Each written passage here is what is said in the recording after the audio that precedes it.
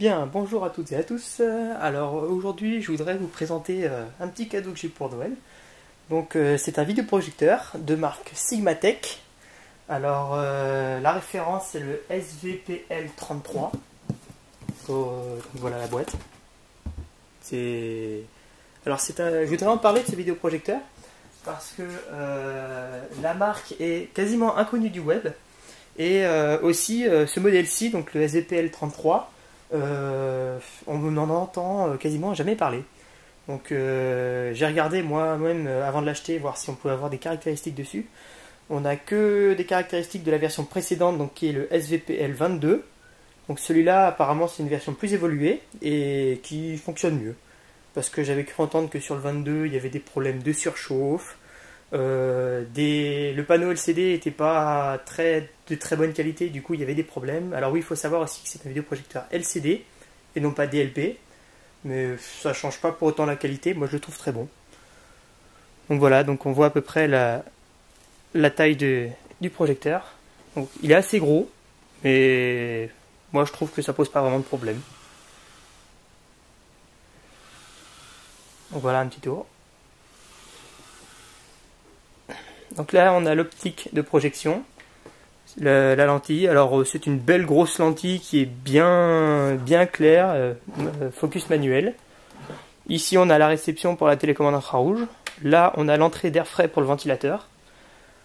Ensuite donc sur le dessus on a le panneau de contrôle qui est très simple. Donc avec les menus tout ça, il n'y a pas franchement de problème. Ici on a la sortie d'air chaud. Il refroidit plutôt bien le ventilateur, par contre il est un peu bruyant je trouve, mais bon après faut pas non plus être trop exigeant à ce prix là, franchement c'est un très bon projecteur. Donc ici on a un haut-parleur, parce que oui il y a le haut-parleur intégré, il y en a le même de l'autre côté, qui est ici, c'est 2 x 5 watts, mais bon vu la qualité je préfère faire sortir le son par les lignes. Et ici on a le panneau arrière, alors niveau connectique il est plutôt complet. Donc on a l'entrée d'alimentation, interrupteur on-off.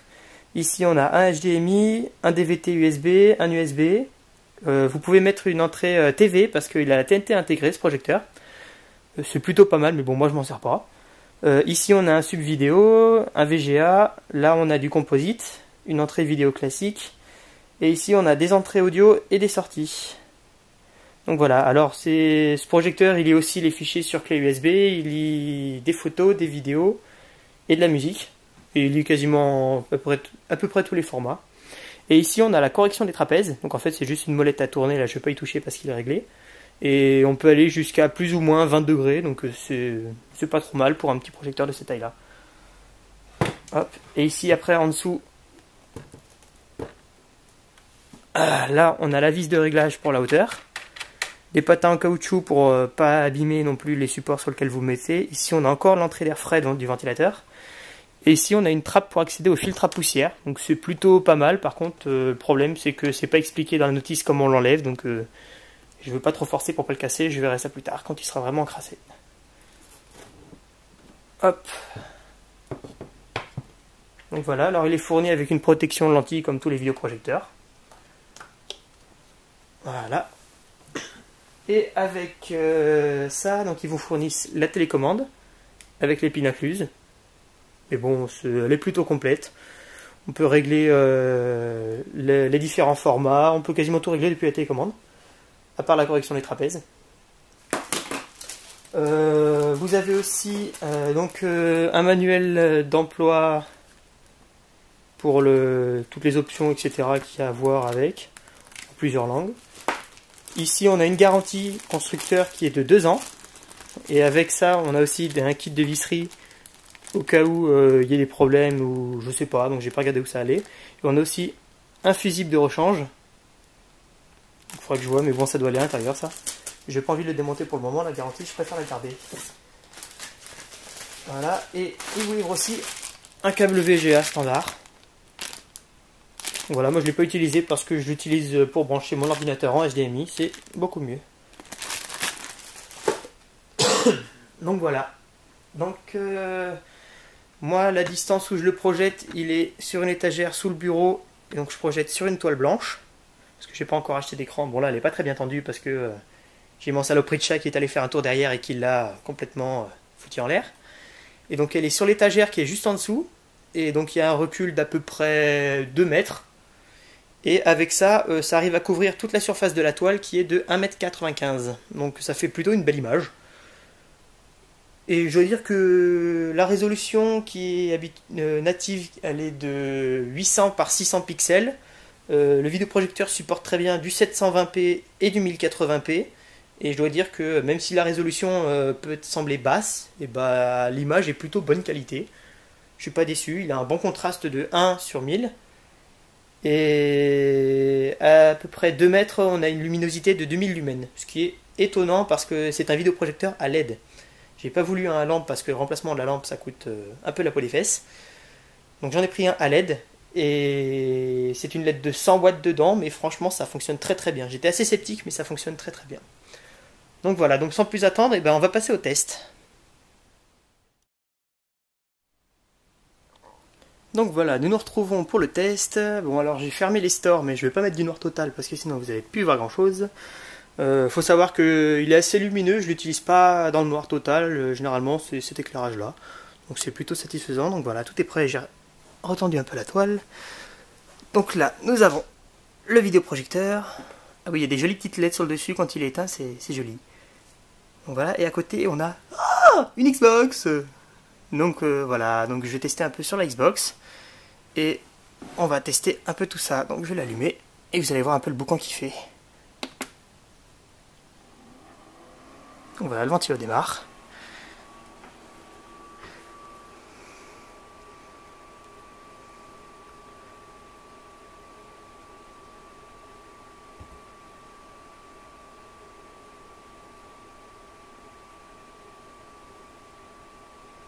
Hop, et voilà. Bon, faut savoir une chose qui est très pratique avec la LED, c'est qu'il s'allume très vite, il n'y a pas besoin que la lampe chauffe. Et surtout, il n'y a pas besoin de la remplacer, parce que c'est ça un peu qui embête le monde, c'est que ça coûte très très cher. On va recadrer un petit peu. Ah oui, mais alors là, on n'est pas sur la bonne source, du coup, c'est en 16 neuvième. Donc il est compatible 16 neuvième et 4 tiers, c'est assez pratique. Alors, on va le repasser sur la bonne source. Hop, voilà. Alors la Xbox, je l'ai branché en composite. J'ai pas voulu mettre HDMI parce que j'aime pas le format de l'image. Je préfère quand c'est un peu plus gros. Donc voilà, donc là on est en 4 tiers. Hop, on va aller poser l'appareil.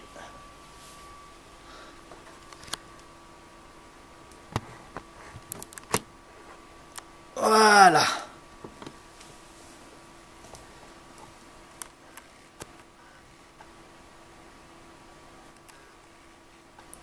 Aïe. Zut, j'ai perdu ma manette. Voilà. Allez, c'est parti. Donc alors le son il sort par contre sur ma sono, donc ça veut dire que si jamais il y a des grosses explosions, j'ai un caisson de basse 800 watts, ça s'entend.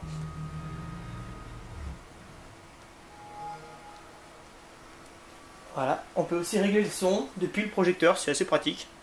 Et même si on n'est pas en face de l'infrarouge, ça marche plutôt bien, je trouve, je suis assez satisfait. Voilà. Alors on a une super démonstration de l'autofocus de l'appareil photo qui est bien merdique. Alors attendez, je vais arranger ça et je vous reprends après. Nous revoici. Donc, zut, du coup c'est mal cadré. Voilà. Donc voilà, nous y sommes et on va pouvoir démarrer le test. Alors oui, je vous ai dit, c'est pas le noir complet. Donc, par contre, j'ai éteint la lumière parce que comme ça vous verrez mieux. Donc, voilà.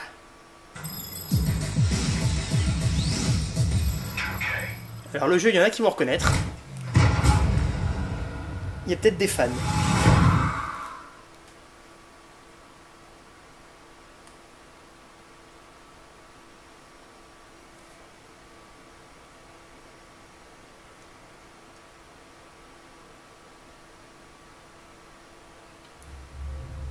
Donc voilà, donc là déjà sur le menu on peut voir la qualité de l'image qui est plutôt bonne et assez lumineuse. Après ça dépend, on peut faire plein de réglages différents, notamment la température de couleur, les couleurs elles-mêmes, et il y a plein de réglages possibles, mais moi j'ai trouvé que celle-ci c'était la mieux. Allez, c'est parti.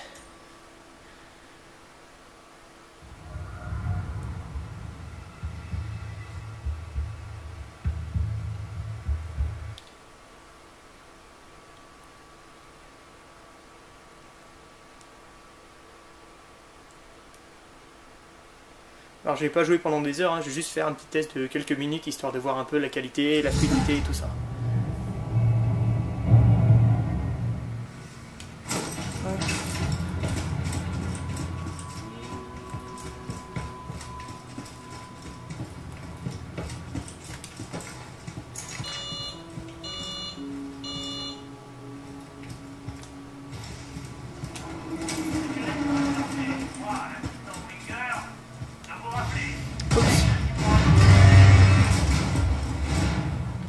Si j'ai pas de munitions, je vais avoir un problème.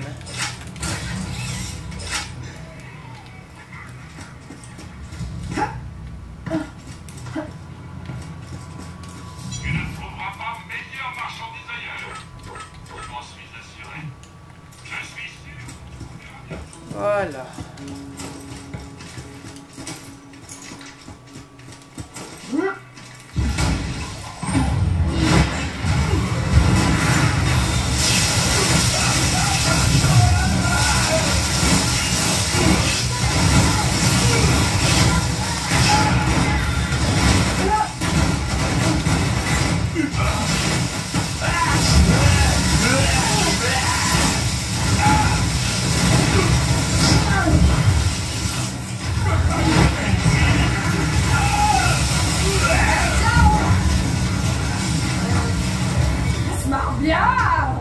Oups.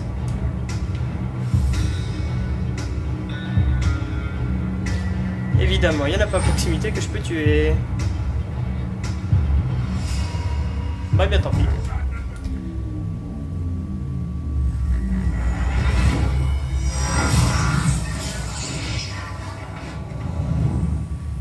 C'est démonstration d'une mort suicidaire. Bien démontré, donc à ce niveau-là, c'est un peu compliqué, on va y aller un peu plus en finesse.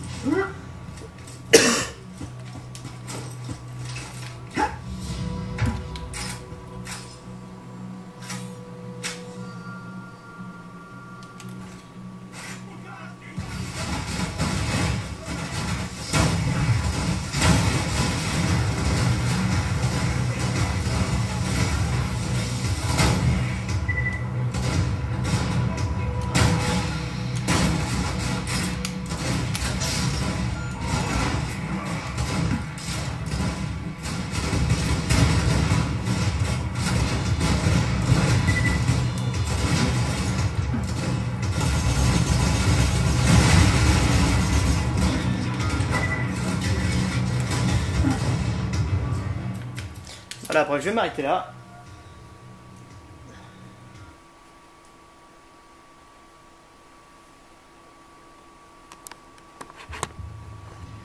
Hop. Alors donc voilà, donc on peut voir que l'image est vraiment assez nette. Il n'y a pas, même là à proximité de la toile, on voit même pas les, ou presque pas les pixels, vous voyez, c'est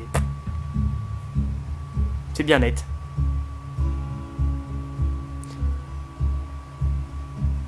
Donc voilà, c'est ce que je disais, pour un LCD, il est plutôt de très bonne qualité. Et à ce prix-là, donc il y en a pour 250 €, 253 € je crois.